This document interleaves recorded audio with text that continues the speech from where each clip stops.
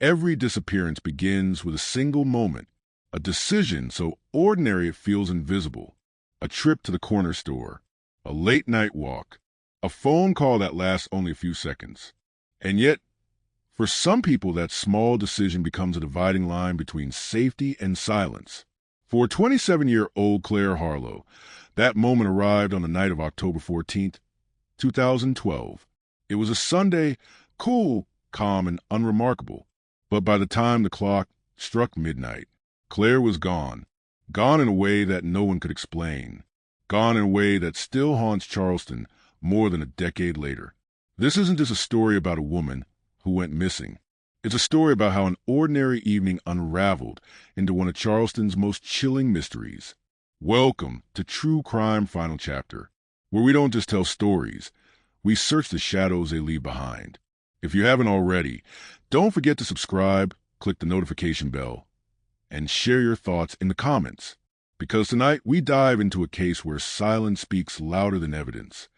To understand Claire's story, we need to step back into her world, her city, her life before everything changed. Charleston in 2012 was a city in motion. Cobblestone streets lined with historic homes. Cafes buzzing with college students and late-night conversations. The waterfront glowing at sunrise. Joggers tracing the horizon as boats drifted in and out of the harbor. For locals, Charleston felt safe. It wasn't the kind of place where people just vanished, not in neighborhoods like Claire's. Claire wasn't just another face in a missing persons poster. She was someone with dreams, routines, quirks, a life that mattered. At 27, she had just landed a job she was proud of, a graphic designer at a small marketing firm. It wasn't glamorous, but it was hers. She once told her mom, "It finally feels like I'm where I'm supposed to be." Her friends describe her as bright but grounded. She could spend 10 hours buried in design projects, then still show up with energy for a friend's birthday dinner. She had ambition, but the quiet kind, the kind that built a steady future without demanding the spotlight. She had little rituals that defined her days. Jogging along the waterfront at sunrise, earbuds in, sneakers pounding the pavement as the waves mirrored the first light. Brunch every Saturday with her roommate Emily at the Riverbend Cafe. She always ordered avocado toast, paired with a caramel latte. Evening sketching designs in her notebook, half doodles, half passion projects no one else ever saw. She dreamed of more. She wanted to save for a bigger apartment. She talked about adopting a dog. And she was already planning a holiday trip to Florida with friends. Her first vacation in years. To her friends and family, Claire's life wasn't chaotic. It wasn't messy. It was steady, forward-moving, which is why the night of October 14th hit like a lightning strike. Because nothing about Claire suggested she was preparing to leave. She wasn't running from her life. She was living it. Sunday evening, the apartment was quiet. Emily, her roommate, was away visiting her parents, leaving Claire with a place to herself. She'd spent most of the day lounging on the couch, flipping through TV reruns, laundry tumbling quietly in the background. Nothing unusual, nothing memorable, until 9:15 p.m. Claire noticed the fridge was nearly empty. She slipped on her hoodie, slid her wallet into her pocket, and sent Emily a quick text. "Mobile phone, do you need anything while I'm out?" It was simple, forgettable, but it would be the last message Emily would ever receive from a friend. Claire's destination was the corner convenience store, just 3 blocks away. The walk was safe, well-lit, familiar. She'd done it dozens of times. Neighbors walked their dogs on the same stretch every night. Streetlights buzzed faintly, casting an orange glow across the pavement. Nothing about the route screamed danger. At 9:26 p.m., cameras captured Claire walking into the store. She browsed casually, picked up a bottle of water, a pack of gum. No signs of nervousness. No one trailing behind. Just Claire. 2 minutes later, at 9:28 p.m., she walked out. She adjusted the strap of her wallet bag. The crosswalk light blinked ahead. A few more minutes, and she would have been home. But Claire Harlow never made it back. That was the last confirmed sighting of her alive. When Claire didn't return that night, It wasn't brushed aside. She wasn't the type to vanish without a word. By morning, when her boss noticed she hadn't shown up for work and Emily couldn't reach her, alarms were already ringing. Police were called, and what they found in her apartment was disturbing. Her car keys were still on the counter. Her purse, untouched, sat by the couch. And her phone, the same phone witnesses remembered her holding at the convenience store, was found on her nightstand in her bedroom. Most chilling of all, her bed was unslept in. Claire never made it home. And then came the first real lead. 2 calls, 9:45 p.m., both from a blocked number, both unanswered, and both untraceable. So, viewers, what happened in those 17 minutes between the time Claire left the store and the moment those calls came through? Who was on the other end of the line?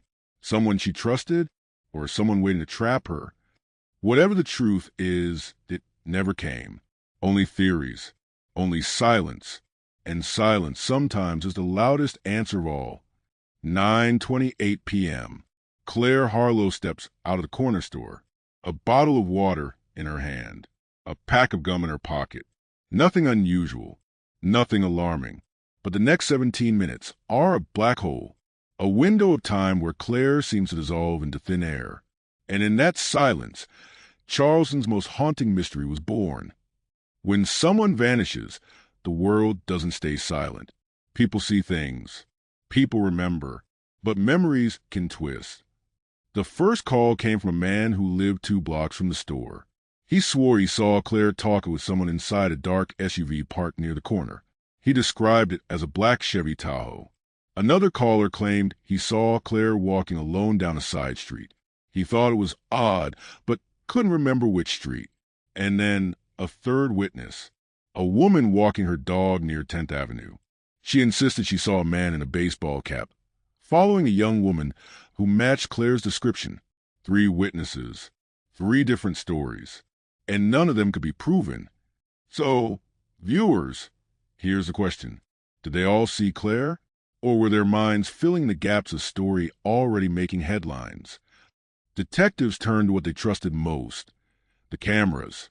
They pulled hours of footage from nearby businesses. But after 9:28 p.m., nothing. No sight of Claire crossing the street. No footage of her on the next block. It was as if every camera in Charleston blinked at the exact moment she vanished. Investigators had seen this before. Cameras that were angled just wrong. Cameras that had blind spots. And sometimes cameras that were never working in the first place. But to the public, it felt like something worse, as if someone had carefully removed her from the city itself. Then came the search. Volunteers combed the streets. Flyers went up on poles. Police dogs were brought in to trace her scent. And that's when they found something chilling. The dogs tracked Claire's scent for 2 blocks. Steady, strong. But then it stopped, right at the mouth of a narrow alley near an abandoned warehouse. After that point, nothing. Her scent was gone. Her trail raced. To detectives, this was more than a clue. It suggested that Claire had either been forced into a vehicle or she had willingly gotten inside one. By now, investigators were racing the clock. At 9:45 p.m., Claire's phone received 2 calls, both from a blocked number, both unanswered. No voicemails, no trace, only a vague cell tower pinged near the edge of town. The timing was impossible to ignore. 17 minutes after she left the store. 17 minutes after her last confirmed sighting. Who called her? And why? Think about this. If Claire had been abducted, how was her phone still in her bedroom? If she dropped it at home before leaving, why did witnesses swear they saw her holding it in the store? The black SUV became central to the case. Neighbors reported seeing a dark Chevy Tahoe circling the area in the weeks before Claire's disappearance. Some swore it lingered near her apartment late at night. And police discovered that 2 other women had reported being followed by a man in a similar vehicle earlier that year. Both incidents happened within a mile of where Claire vanished. Both women had managed to escape, but neither case was ever solved. Had Claire been targeted? Had someone been watching her? Or was it just a coincidence? Without hard evidence, Theories began to spiral. Some believed Claire had been stalked for weeks, lured into the SUV that night. Others whispered she might have chosen to leave, to walk away from her life. But her family fought against that idea. They said Claire had no financial troubles, no mental health issues. She was planning a holiday trip. She had just been promoted at work. If Claire left on her own, her mother said, why would she leave behind her phone, her car, her wallet? Why would she leave with nothing? To them, the answer was clear. Claire hadn't run. She'd been taken. But even years later, the most haunting clue remains those 2 block calls at 9:45 p.m. Some believe it was someone she knew, a trusted voice she didn't hesitate to meet. Others believe it was a predator, using the calls to lure her into a trap. To this day, investigators cannot confirm who made those calls. And without that answer, the rest of the puzzle remains unsolved. Claire's disappearance isn't just a case file. It's a story without an ending, a silence that replaced truth, a shadow that replaced answers.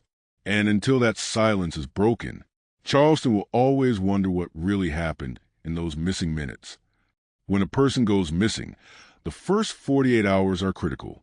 For Claire Harlow, those hours slipped away like sand through open fingers.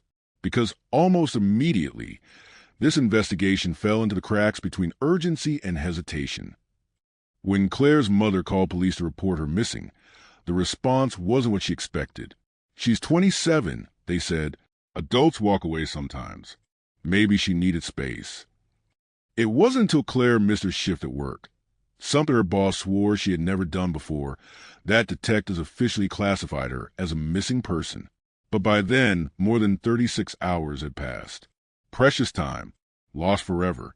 Investigators started at her apartment. The door was locked, no sign of forced entry. Inside, her car keys on the counter, her wallet on the nightstand, her phone on the bed. To detectives, it looked like she'd stepped out for a short errand and planned to come back. To her family, it was proof she hadn't left willingly.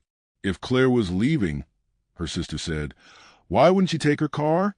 Why wouldn't she take her ID? But one detail chilled everyone. The shoes Claire had been wearing that night were never found. By the end of the week, Claire's disappearance was all over the news.